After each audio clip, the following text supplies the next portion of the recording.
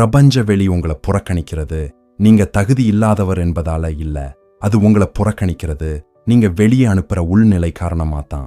வாழ்க்கையில் விருப்பங்கள் நிறைவேற விஷயத்துல பலருக்கு புரியாம இருக்கிற ஒரு நிலை இருக்கு. அந்த நிலைதான் கெஞ்சல். இது வாயால கத்தி கேட்கிறதல்ல, உள்ளுக்குள்ள மனசும் உடலும் எடுத்திருக்கிற ஒரு நிலை. பிரபஞ்சம் கேட்கிறது வார்த்தைகள் இல்ல, உங்கள் நிலையைத்தான்.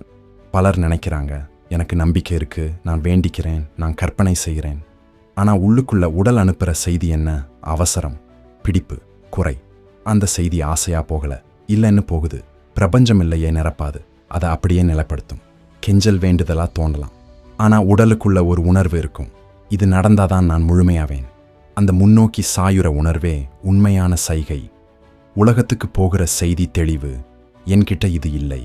பிரபஞ்சம் வாதம் செய்யாது, தீர்ப்பு சொல்லாது, அது உங்களை அப்படியே பிரதிபலிக்கும். நீங்கள் எவ்வளவு ஆசைப்படுறீங்கன்னு அது கணக்கு போடாது. நீங்கள் இருக்கிற உள்நிலைக்குத்தான் அது பதில் தரும். கெஞ்சல் ஒரு நிலை, அதுல மன அழுத்தம் இருக்கும். வெளியில ஏதாவது மாறினாதான் நான் நிம்மதியா இருப்பேன் என்ற உணர்வு இருக்கும். இந்த நிலை உடலை உயிர்தப்பும் நிலைக்கு தள்ளும். அந்த நிலையில ஒற்றுமையான சைகை போகாது. பிரபஞ்ச மொழியில் ஒற்றுமைதான் எல்லாம். சிந்தனை, உணர்வு, உடல் மூன்றும் ஒரே செய்தி சொன்னாதான். கெஞ்சும் நிலையில் ஒரு பகுதி கேட்கும், ஒரு பகுதி பயப்படும், ஒரு பகுதி எதிர்பார்ப்பில் இருக்கும். சைகை குழப்பமாகும். குழப்பம் உண்மையை உருவாக்காது, அது வாய்ப்பை நீட்டும். அதனால்தான் அதிக ஆசை இருந்தாலும் தாமதம் வருது. அமைதியா இருக்கிற மக்கள் வெளியில பற்று இல்லாத மாதிரி தெரிஞ்சாலும் உள்ளுக்குள்ள அவர்கள் நிறைந்திருப்பதால சீக்கிரமா பெறுறாங்க. நிறைவு அகம்பாவம் இல்ல, உரிமை உணர்வு இல்ல, அது உள் அமைதி. அந்த நிலை சாதாரணமாயிருக்கும், நிலையானது, அவசரம் இல்லாதது. உடல் தானா தளர்வடையும், மூச்சு ஆழமா போகும், எண்ணங்கள் மெதுவாகும். அமைதி, சலிப்பு இல்ல, முழுமை. கேட்கிற நிலை நின்று அனுமதிக்கிற நிலை ஆரம்பிக்கும். ஆசை போகாது, பிடிப்புதான் போகுது. கெஞ்சல் சக்தியை கீழே இழுக்கும், நிறைவு சக்தியை உள்ளுக்குள்ள நிலைநிறுத்தும். பிரபஞ்சம் அவசரத்துக்கு பதில் தராது. கெஞ்சும் மனநிலையிலிருந்து வெளியே வர்றது ஒரு செயல் அல்ல, ஒரு புரிதல். நீங்க எதையும் விட்டு விட வேண்டியதில்லை, நீங்க பிடிச்சுக்கிட்டு இருக்கிறத கவனிக்கணும். அந்த பிடிப்பு தான் உங்க உள்ள நடக்கிற அமைதியை சிறு சிறு துண்டுகளா உடைக்குது. நீங்கள் ஏதாவது வேண்டுற நேரத்துல உடம்பு எப்படி செயல்படுது பாருங்க. மூச்சு சுருங்கும், மார்பு இருக்கும், நெஞ்சுக்குள் ஒரு தள்ளாட்டம் இருக்கும். அந்த உடல் மொழியே பிரபஞ்சத்துக்கு போகிற சைகை. அதனால்தான் பலருக்கு ஆசைகள் பெரியதா இருந்தாலும் அவர்களின் வாழ்க்கை சிறியதா இருக்கும். ஏன்னா ஆசை பெரியது, ஆனா உள்ள நிலை குறைபாடானது. நீங்கள் உங்களுக்குள்ள ஒரு கேள்வி கேளுங்க, இது இல்லாதா நான் முழுமை இல்லைனா? இந்த கேள்விக்கு உள்ளுக்குள்ள வரும் பதில்தான் உங்கள் உண்மையான நிலை. உங்கள் மகிழ்ச்சி ஒரு நிகழ்ச்சிக்கு கட்டுப்பட்டிருக்க கூடாது, ஒரு மனிதருக்கு கட்டுப்பட்டிருக்க கூடாது, ஒரு பொருளுக்கு கட்டுப்பட்டிருக்க கூடாது. அப்படி கட்டுப்பட்டிருக்கும் வரை நீங்க கெஞ்சுற நிலையில தான் இருப்பீங்க. நிறைவு என்னன்னா, இது நடந்தாலும் நான் நன்றாகவே இருக்கேன், நடக்காவிட்டாலும் நான் நன்றாகவே இருக்கேன் என்ற நிலை. இந்த நிலை அலட்சியம் இல்லை, அது ஆழ்ந்த நம்பிக்கை. உங்கள் உள்ளம் ஏற்கனவே முழுமையானது என்று உறுதியாக தெரிஞ்ச நிலை. அந்த நிலை வந்தா உங்கள் ஆசை அவசரமா ஓடாது, அமைதியா நிற்கும். அமைதியா நிற்கும் ஆசைதான் வலிமையான ஆசை. ஏன்னா அதுக்கு பின்னாடி பயம் இல்லை, குறை இல்லை, அவசரம் இல்லை. உங்களுடைய மனம், உடல், உணர்வு மூன்றும் ஒரே நிலையில இருக்கும்போது அது பிரபஞ்ச மொழியில் மிக தெளிவான சைகை. நான் தயாராக இருக்கேன் என்று.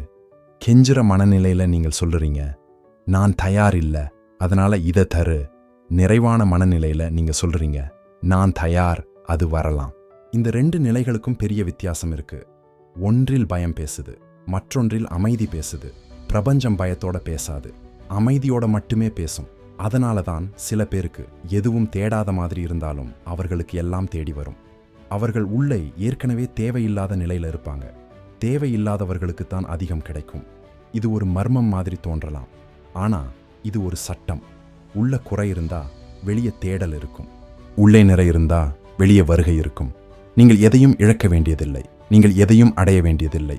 நீங்கள் உங்களுக்குள் இருக்கும் அந்த அமைதியை மட்டும் கண்டுபிடிக்கணும். அது கிடைத்தா உங்கள் ஆசைகள் தானாக திசை கண்டுபிடிக்கும். நீங்கள் ஓட வேண்டியதில்லை, நீங்கள் நின்றாலே போதும். ஓடுறவர்கள் துரத்துறாங்க, நிற்கிறவர்கள் ஈர்க்கிறாங்க. ஈர்ப்பு எப்பவும் அமைதியில தான் உண்டாகும். அமைதி என்பது சோம்பேறித்தனம் இல்லை, அது உள் தெளிவு. நீங்கள் என்ன வேண்டும் என்று மனசு கத்திக்கொள்ளாமல் அமைதியா தெரிஞ்ச நிலை. அந்த நிலையில நீங்கள் செய்கிற ஒவ்வொரு செயலும் கெஞ்சல் இல்லாமல் இருக்கும். அது தன்னம்பிக்கை இல்லை, அது தன்னறிவு. உங்கள் உள்ளே ஏற்கனவே இருக்கும் அந்த முழுமையை நினைவுபடுத்துகிற நிலை. அதிலிருந்து வாழ ஆரம்பிச்சா நீங்கள் ஏதாவது பெற வேண்டும் என்பதற்காக வாழ மாட்டீங்க. நீங்கள் இருப்பதுக்காகவே வாழ ஆரம்பிப்பீங்க. அந்த வாழ்க்கையில் பிரபஞ்சத்துக்கு ஒரே வேலை தான் இருக்கும், உங்களை பிரதிபலிக்கிறது. நீங்கள் அமைதியாக இருந்தால் அது அமைதியை கொண்டு வரும். நீங்கள் நிறைவாக இருந்தால் அது நிறைவை கொண்டு வரும். நீங்கள் கெஞ்சினா அது காத்திருப்பை கொண்டு வரும். அதனால் நீங்கள் மாற்ற வேண்டியது உங்கள் வாழ்க்கை இல்லை, உங்கள் உள்நிலை தான். உள்ளே அமைதி வந்தா வெளியே அலைகள் தானா அடங்கும். இந்த உண்மை புரிஞ்ச பிறகு நீங்கள் வேண்டிக்க மாட்டீங்க, நீங்கள் அனுமதிப்பீங்க. அனுமதி கொடுக்கிற மனநிலை தான் உண்மையான சக்தி. அது சத்தம் இல்லை, அது வலிமையானது. அந்த வலிமை பிரபஞ்சத்தோட ஒத்திசைவாகும். அந்த ஒத்திசைவு வந்தா நீங்க செய்யறது எல்லாம் சரியான நேரத்துல, சரியான திசையில, சரியான பலனை கொடுக்கும். நீங்கள் தள்ள வேண்டியதில்லை, நீங்கள் தடுக்க வேண்டியதில்லை, நீங்கள் திறந்திருக்கணும். திறந்த மனநிலை கெஞ்சலுக்கு எதிரானது. அது ஏற்கனவே கிடைத்த மாதிரி இருக்கும், ஆனா எதுவும் இல்லாமலேயே. அந்த நிலைதான் உண்மையான ஆன்ம அமைதி. அந்த அமைதியிலிருந்து வாழ ஆரம்பிச்சா உங்கள் வாழ்க்கை ஒரு தேடல் இல்லை, ஒரு அனுபவம் ஆகும். அந்த அனுபவத்துக்கு பிரபஞ்சம் முழுமையாக பதில் தரும்.